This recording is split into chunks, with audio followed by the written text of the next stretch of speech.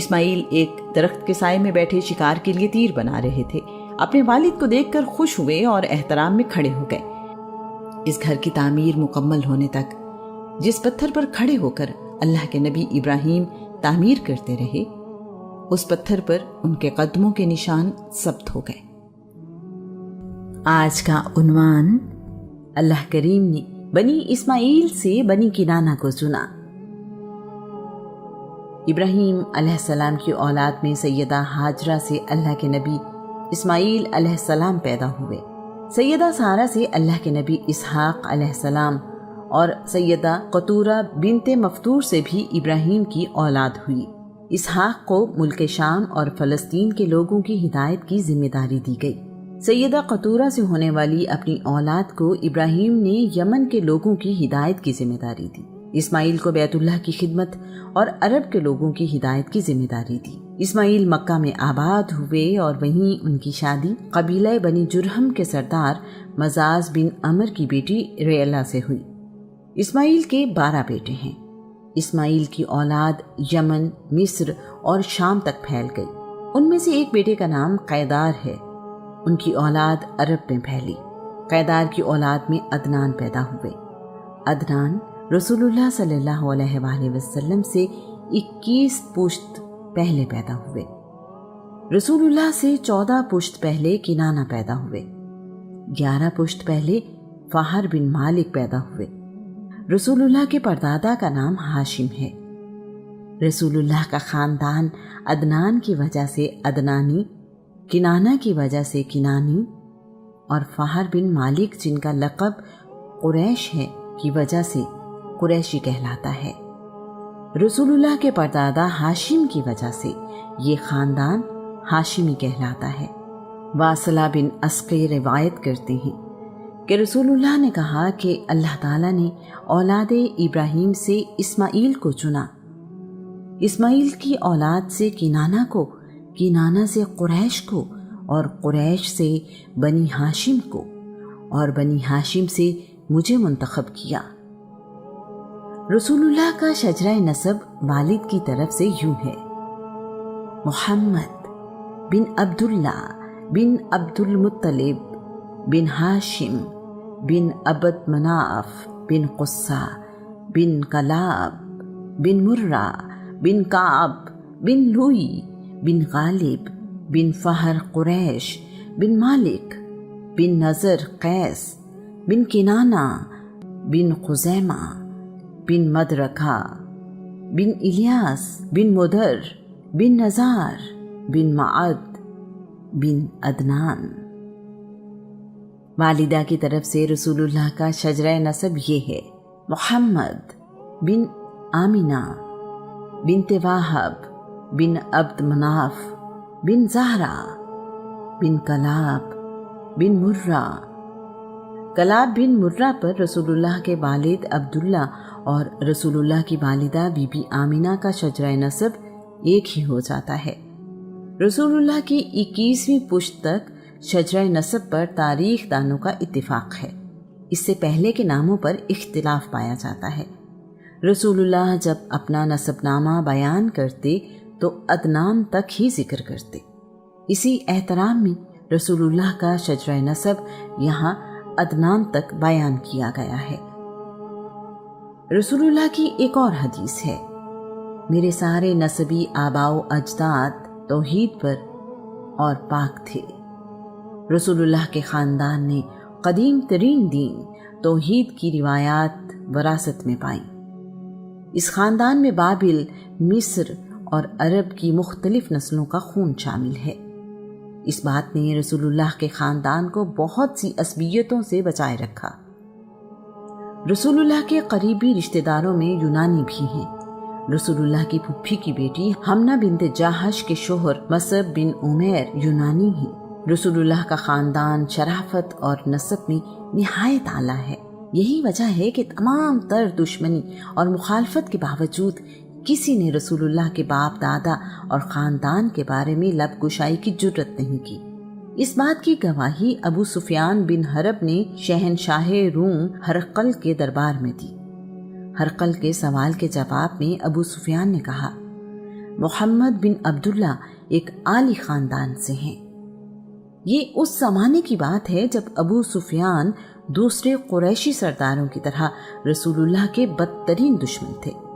اگر ذرہ برابر بھی گنجائش ہوتی تو وہ لوگوں کی نظروں میں رسول اللہ کو گرا دیتے۔ عدنان، رسول اللہ کا سلسلہ نسب 21ویں پشت پر عدنان سے جا ملتا ہے۔ عدنان کے معنی ہے قیام کرنے والا۔ ان کے والد کا نام ادو یا اد ہے۔ ان کے 2 بھائی بھی ہیں جن کا نام نبت اور امر ہے۔ آپ 6 صدی قبل مسیح میں شاہ بابل اور ایرانی بادشاہ بخت نصر کے زمانے میں تھے۔ عدنان کی قیادت میں عرب اور ایران کی جنگ ہوئی۔ ایرانی فوج کی قیادت بادشاہ بخت نصر نے کی۔ اس جنگ میں ایرانی فوج کو فتح حاصل ہوئی۔ بخت نصر بے حساب مال غنیمت اور بڑی تعداد میں جنگی قیدی لے کر ایران چلا گیا۔ بخت نصر نے ان قیدیوں کو عراق کے شہر ابنا میں آباد کیا۔ ابنا دریائے فرات کے کنارے پر واقع ہے۔ عدنان مکہ میں ہی مقیم رہے۔ عدنان پہلے شخص ہیں جنہوں نے بیت اللہ کو چمڑے کا بنا ہوا غلاف پہنایا۔ ماد بن عدنان، رسول اللہ کا سلسلہ نسب 20ویں پشت پر ماد سے جا ملتا ہے۔ ماد کے معنی ہے طاقتور۔ اللہ کے نبی شعیب علیہ السلام یمن کے علاقہ حضور یا حضورہ میں رہتے تھے۔ حضورہ کا علاقہ یمن کے شہر زبید کے مضافات میں ہے۔ عرب کے لوگوں نے اللہ کے نبی شعیب کو بے گناہ قتل کر دیا۔ اللہ کریم نے اپنے نبی ارمیہ علیہ السلام کو وحی کے ذریعے حکم دیا بخت نصر کو عرب پر حملہ کرنے کا مشورہ دیں اور شعیب کے قتل کا بدلہ لیں۔ اسے یہ خوشخبری بھی دیں کہ اللہ کی مدد اس کے ساتھ ہوگی۔ ارمیہ کو یہ حکم بھی دیا گیا کہ وہ ماد بن عدنان کو حفاظت سے نکال کر لے آئیں، ان کی پرورش کریں اور تربیت بھی۔ اللہ کے آخری نبی ماد کی اولاد میں سے ہوں گے۔ بخت نصر نے عرب پر حملہ کیا جس میں اسے فتح حاصل ہوئی۔ اس وقت ماد کی عمر 12 سال تھی۔ یہ واقعہ 586 قبل مسیح میں ہوا۔ بخت نصر کو پتہ چلا کہ عدنان یعنی عرب فوج کے سپہ سالار کا بیٹا ماد بھی قیدی ہے، تو اس نے ماد کو قتل کرنے کا حکم دیا۔ ارمیہ نے بخت نصر کو ایسا کرنے سے منع کیا۔ انہوں نے بخت نصر سے کہا اس کی اولاد میں نبی پیدا ہوگا۔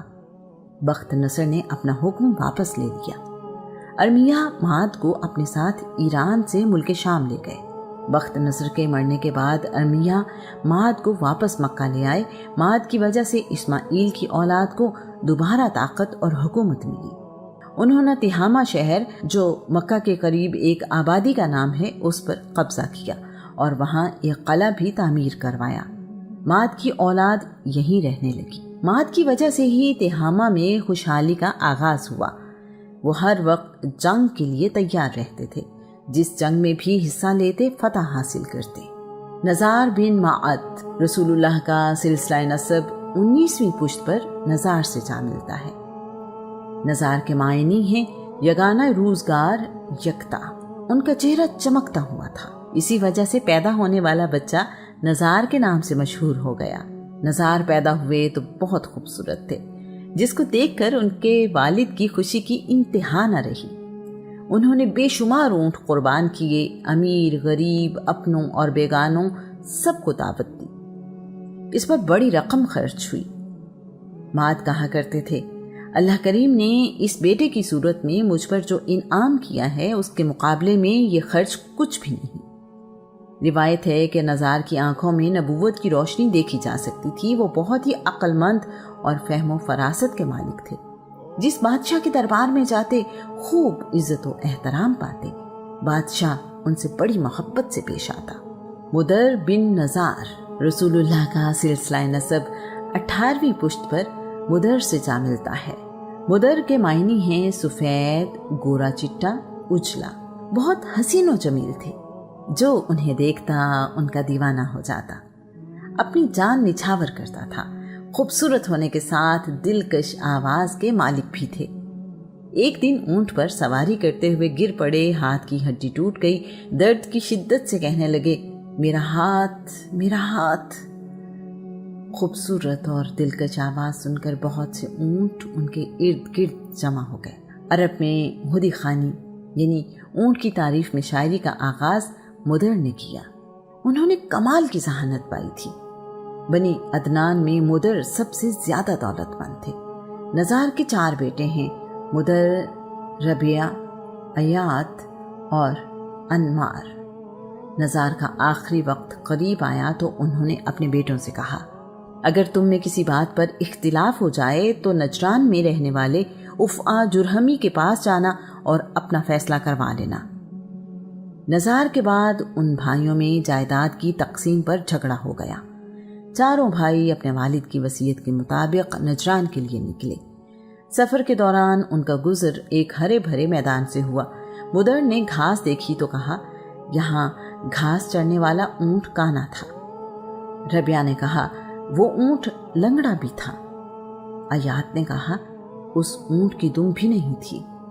انمار نے کہا، وہ اونٹ اپنے مالک سے بھاگ کر یہاں آیا تھا۔ اس گفتگو کے بعد وہ تھوڑا آگے گئے تو ایک شخص اپنا اونٹ ڈھونڈ رہا تھا۔ اونٹ کے مالک نے ان چاروں سے بھی پوچھا۔ سب نے اپنے اپنے اندازے کے مطابق اونٹ کی نشانیاں بتائیں تو اونٹ کے مالک نے ان نشانیوں کی تصدیق کی۔ اونٹ کے مالک نے ان سے اونٹ کے بارے میں پوچھا کہ میرا اونٹ کہاں دیکھا ہے، تو انہوں نے کہا، ہم نے تمہارا اونٹ نہیں دیکھا، ہمیں کیا پتا۔ اونٹ کے مالک نے یقین نہ کیا، وہ بھی افعا جرہمی کے پاس جانے کے لیے ان کے ساتھ نجران کو چل پڑا۔ جب یہ لوگ افعا جرہمی کے پاس پہنچے تو اونٹ کے مالک نے دعویٰ کیا، ان لوگوں نے میرا اونٹ دیکھا ہے مگر مجھے بتاتے نہیں کہ وہ کہاں ہے۔ افعا نے ان سے پوچھا، اگر تم نے اس کا اونٹ نہیں دیکھا تو اس کی نشانیاں کیسے بتا دی؟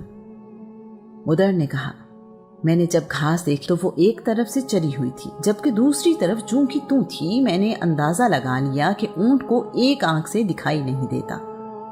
ربیعہ نے کہا، میں نے دیکھا کہ اونٹ کے پاؤں کے نشان ایک طرف گہرے جبکہ دوسری طرف ادھورے تھے۔ میں اس نتیجے پر پہنچا، اونٹ لنگڑا بھی ہے۔ ایات نے کہا، میں نے اونٹ کی مینگنیاں صحیح سالم دیکھی، ٹوٹی ہوئی نہیں تھی، اس کا مطلب کہ اونٹ کی دم نہیں تھی۔ انمار نے کہا، میں نے دیکھا کہ میدان سرسبز ہے اور کھلا بھی، کوئی روکنے ٹوکنے والا نہیں، تو پھر اونٹ نے تھوڑے سے حصے سے گھاس کیوں کھائی؟ وہ اسے ادھورا چھوڑ کر بھاگ گیا، اسے فکر ہوئی کہ پکڑا نہ جاؤں۔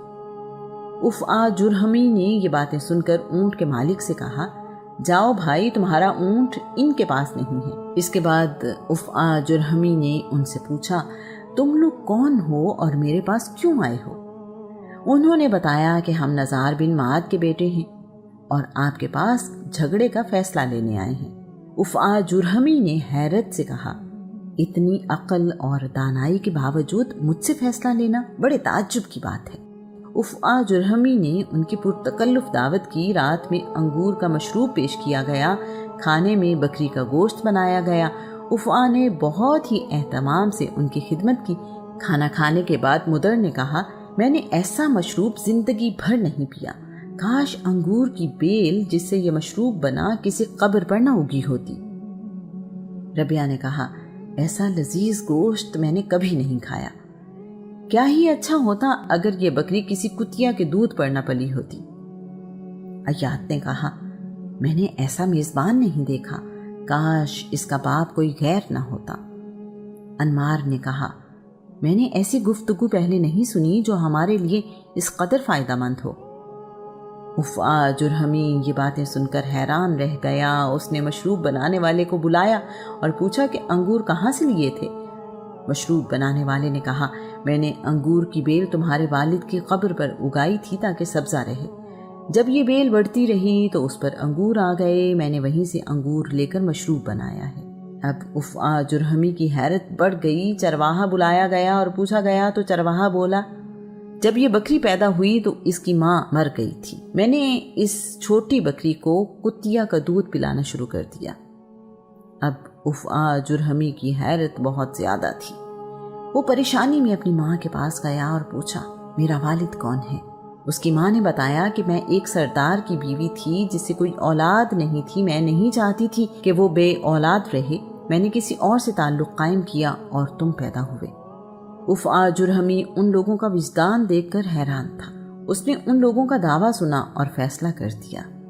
اس سے یہ اندازہ لگانا مشکل نہیں کہ رسول اللہ کے باپ دادا حسن و جمال کے ساتھ ساتھ بے حد ذہین اور عقل مند تھے۔ مدر کے اقوال کچھ یوں ہیں: بہترین بھلائی وہ ہے جو فوری کی جائے، اپنے نفسوں کو مشکل حالات کا مقابلہ کرنے والا بناؤ، لالچ سے ان کو بچائے رکھو۔ صلح اور فساد میں اتنا ہی فاصلہ ہے جتنا دودھ دینے والے جانور کے دوبارہ دودھ دوہنے میں۔ الیاس بن مدر رسول اللہ کا سلسلہ نسب 17ویں پشت پر الیاس سے جا ملتا ہے۔ الیاس کے معنی ہیں بہادر، شجاع۔ آپ عرب قبائل کے سردار تھے۔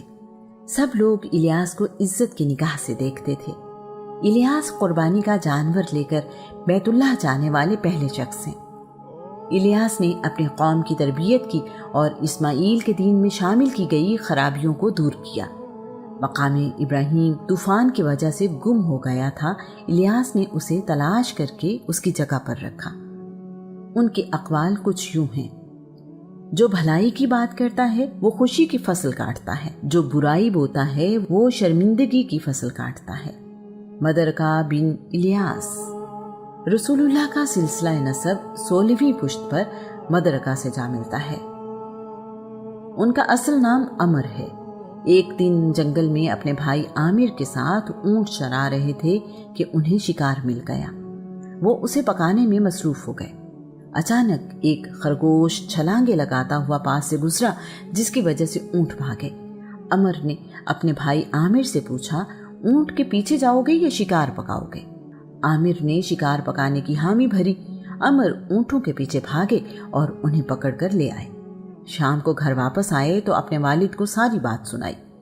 ان کے والد نے عمر کو کہا، انتا مدرکہ، تم پا لینے والے ہو، اور عامر سے کہا، انتا طابخہ، تم کھانا پکانے والے ہو۔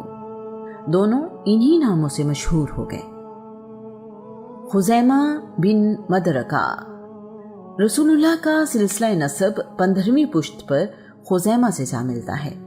خزیمہ کھجور کے چھوٹے درخت کو کہتے ہیں جس کے پتوں سے ٹوکریاں بنتی ہیں۔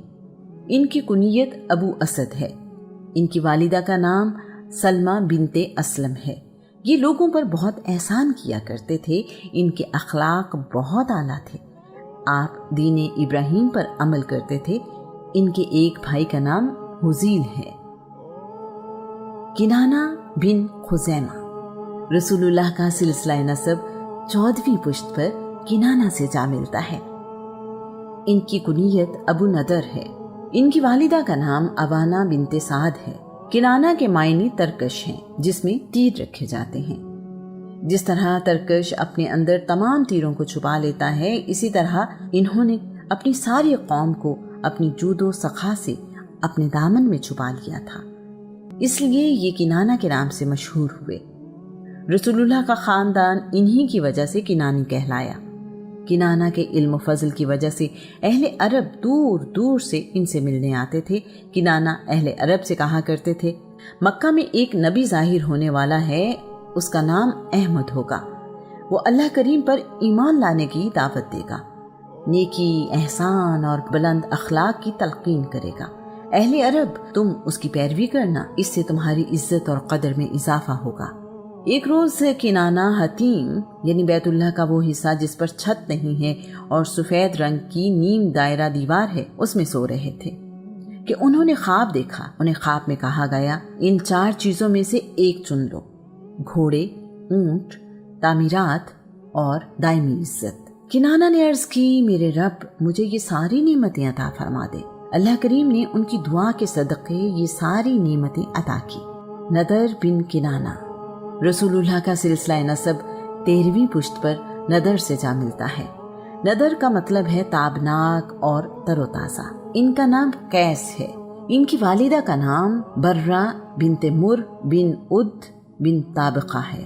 روشن چہرہ اور حسن و جمال کی وجہ سے ندر کے لقب سے مشہور ہوئے۔ مالک بن ندر رسول اللہ کا سلسلہ نسب 12ویں پشت پر مالک سے جا ملتا ہے۔ آپ کی کنیت ابو حارث ہے۔ آپ کی والدہ کا نام عاتقہ اور لقب اکرشہ ہے۔ مالک کا ایک قول مشہور ہے کہ خوبصورت چہرے عیبوں کو چھپا لیتے ہیں، جب ان کے عیب ظاہر ہو جائیں تو پھر ان کی صورت پر نہ جاؤ۔ بہت سی صورتیں حقیقت حال سے بالکل الٹ ہوتی ہیں۔ وہ اپنی خوبصورتی کی وجہ سے دھوکہ دیتی ہیں اور ان کی برائیاں پرکھ لی جاتی ہیں۔ ظاہری صورتوں سے بچو اور حقائق تلاش کرو۔ ہر معاملے کے انجام کے پیچھے نہ پڑو، گناہ میں مبتلا ہو جاؤ گے۔ وہ غریبوں کی مدد کرنے کی ترغیب دیتے تھے، لوگوں کو وعدہ کرنے اور اسے پورا کرنے کی اہمیت بتاتے۔ کعب لوگوں کو بتایا کرتے کہ اس کائنات کا آخری نبی ان کی اولاد میں سے ہوگا۔